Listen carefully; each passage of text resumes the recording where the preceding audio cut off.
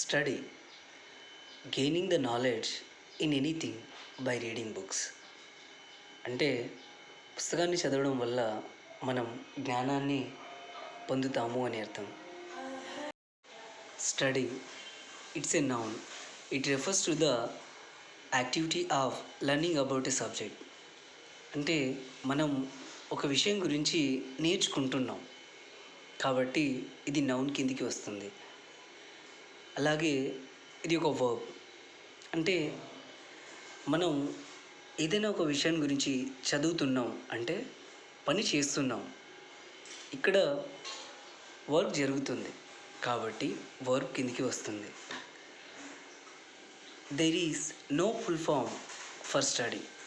అసలు స్టడీకి full form ఇప్పటి వరకు కనుగొనలేదు. బట్ మనం ఒకటి సెట్ చేసుకుందాం.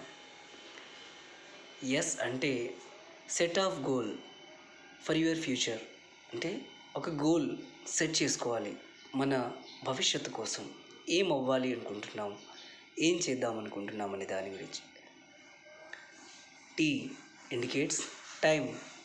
టైం అనేది మన లైఫ్లో చాలా ముఖ్యమైనది. దాన్ని వేస్ట్ చేయకూడదు. ఇది మనం చిన్నప్పటి నుంచి వింటున్నది, రైట్? ప్రత్యేకంగా చెప్పాల్సిన అవసరం లేదు. You urge for better life అంటే మంచి జీవితాన్ని కోరండి, తర్వాత మన భవిష్యత్తు బాగుండాలి అని. D for develop your skills. ప్రతి ఒక్కరికి ఒక ప్రత్యేకత ఉంటుంది.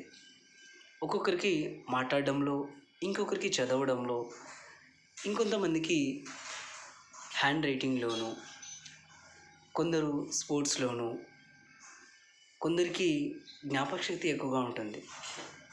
అన్ని స్కిల్స్ మనం డెవలప్ చేసుకోవాలి. Okay, why you have to achieve a better life for your future and your family, your children's.